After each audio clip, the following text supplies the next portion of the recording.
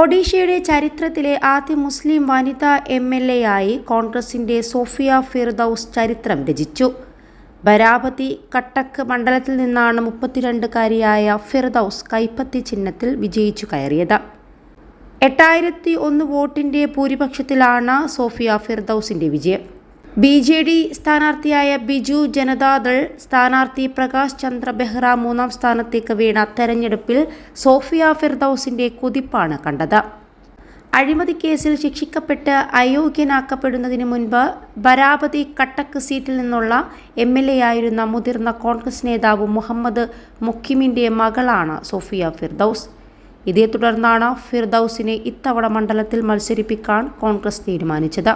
ഭുവനേശ്വറിലെ KIIT സർവകലാശാലയുടെ കീഴിലുള്ള Kalinga institute of industrial ടെക്നോളജിയിൽ നിന്ന് civil engineering ബിരുദധാരിയാണ് Sophia Firdous.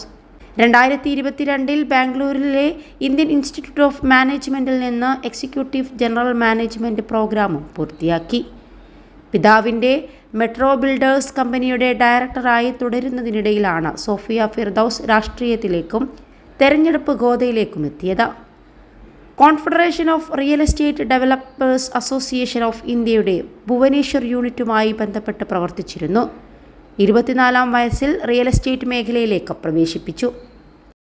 +2 degree കഴിഞ്ഞവർക്ക് വേൾഡ്സ് ഫസ്റ്റ് AR/VR ക്ലാസ് റൂമിലൂടെ സ്മാർട്ട് ഫോൺ എഞ്ചിനീയർ ആവാം. കൂടുതൽ അറിയാൻ വിളിക്കൂ ബ്രിഡ്കോ ആൻഡ് ബ്രിഡ്കോ. 24-ാം വയസ്സിൽ റിയൽ എസ്റ്റേറ്റ് മേഖലയിലേക്ക് പ്രവേശിച്ചു. തെരഞ്ഞെടുപ്പ് കമ്മീഷനിൽ സമർപ്പിച്ച സത്യവാങ്മൂലം പ്രകാരം ഫിർദൌസിനെതിരെ ക്രിമിനൽ കേസുകളൊന്നുമില്ല. ഏകദേശം 5 കോടി രൂപയുടെ ആസ്തിയും 28 ലക്ഷം രൂപ ബാധ്യതയുമുണ്ട്. 2019 നിയമസഭാ തെരഞ്ഞെടുപ്പിൽ മൊഖീം BJD സ്ഥാനാർത്ഥി ദെബാശിഷ് സമന്തരായയെ 2123 വോട്ടുകൾക്ക് ബരാബതി കട്ടക്ക് സീറ്റിൽ പരാജയപ്പെടുത്തിയിരുന്നു. അഴിമതി കേസിൽ 2022 സെപ്റ്റംബറിൽ ഭുവനേശ്വറിലെ പ്രത്യേക വിജിലൻസ് ജഡ്ജി മൊഖീമിനെ കുറ്റക്കാരനാണെന്ന് കണ്ടെത്തുകയും 3 വർഷത്തെ കഠിന തടവിനും 50,000 രൂപ പിഴയും വിധിച്ചു. 2024 ഏപ്രിലിൽ ഒറീസ ഹൈക്കോടതി ശിക്ഷ ശരിവെച്ചു. 1937 മുതൽ ഒഡീഷയിൽ 141 സ്ത്രീകൾ MLA മാരായിട്ടുണ്ടെങ്കിലും ബരാബതി കട്ടക്ക് സീറ്റിൽ ഒരു മുസ്ലിം വനിതക്ക് സീറ്റ് ലഭിച്ചിരുന്നില്ല. ഒരു മുസ്ലിം സ്ത്രീ എന്ന നിലയിൽ ഞാൻ ചരിത്രം സൃഷ്ടിച്ചുവെന്ന് ഞാൻ മനസ്സിലാക്കുന്നു. 21 ലക്ഷത്തോളം സന്തുഷ്ടരായ ഉപഭോക്താക്കളും 2 ലക്ഷത്തോളം തിമിര ശസ്ത്രക്രിയകളും പൂർത്തിയാക്കിയ മലബാറിലെ ഏക കണ്ണാശുപത്രി Al Salama high hospital, hospital road, Perinthalmanna. നിയമസഭയിലെ വനിതാ പ്രാതിനിധ്യം ശ്രദ്ധേയമല്ല.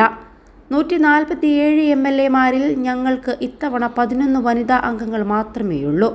സ്ത്രീകൾ ഉൾപ്പെടെ എല്ലാ മേഖലയിലും മുന്നോട്ട് വരണം. രാഷ്ട്രീയത്തിൽ സ്ത്രീകൾക്ക് എന്നെ ഒരു മാതൃകാ രാഷ്ട്രീയക്കാരനാക്കി കാണാൻ കഴിയും.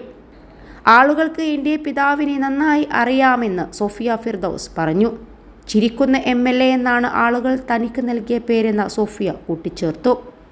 2024 നിയമസഭാ തെരഞ്ഞെടുപ്പിൽ 147 മണ്ഡലങ്ങളിൽ 78 സീറ്റിലും വിജയിച്ച് ഒഡീഷയിൽ BJP അധികാരം പിടിച്ചെടുത്തു.